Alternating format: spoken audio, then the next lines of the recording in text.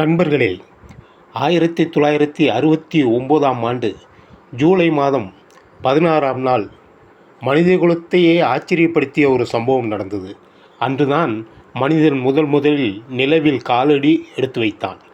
அது Neil Armstrong, Buzz Aldrin, Michael Collins என்ற மூவரும் நிலவுக்கு சென்றார்கள்.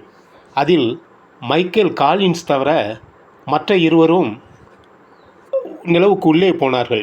நான் மைக்கேல் காலின்ஸ் ஈகிள் என்ற அது ரெண்டும் சேர்ந்திருக்கும். அது பிரிஞ்சு அவங்க 2 பேர் ஓடினாங்க. இவர் அதை சுற்றி கொண்டிருப்பார். பின் வந்து ஜாயிண்டாகவும் இறங்குவார்கள்.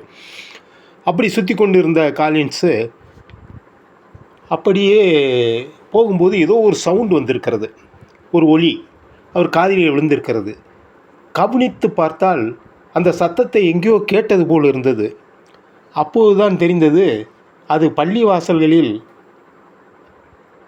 சொல்லுவார்கள் இல்லையா, பள்ளிவாசல் அந்த பாங்கு ஒன்று ஓதுறதுன்னு சொல்லுவாங்க. காலையில் அவங்க பல வேளையில் ஓதுவாங்க. இந்த பாங்கு ஓதுகிற சவுண்டு அது கிளியராக கண்டுபிடிச்சிட்டாரு.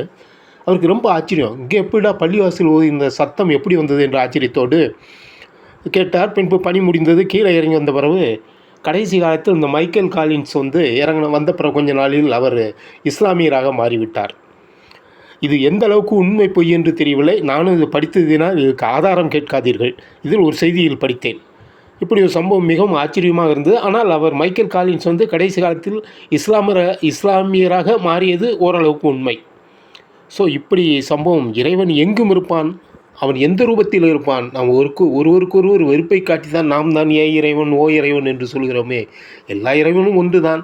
அவன் எந்த ரூபத்தில் வேண்டுமானால் வருவான். ஆகவே அவர் அதை கேட்டதில் இது ஒரு முக்கியமான செய்தி. நமக்கு ரொம்ப ஆச்சரியப்படத்தக்க செய்திகள். இந்த செய்திகள் அதிக அளவில் வெளிவரவில்லை. ஆகவே நாமளும் இது உறுதியாக கூற முடியாது. நான் ஒரு புக்கில் படித்தேன், அவ்வளவுதான். ஓகே நண்பர்களே, நன்றி, வணக்கம்.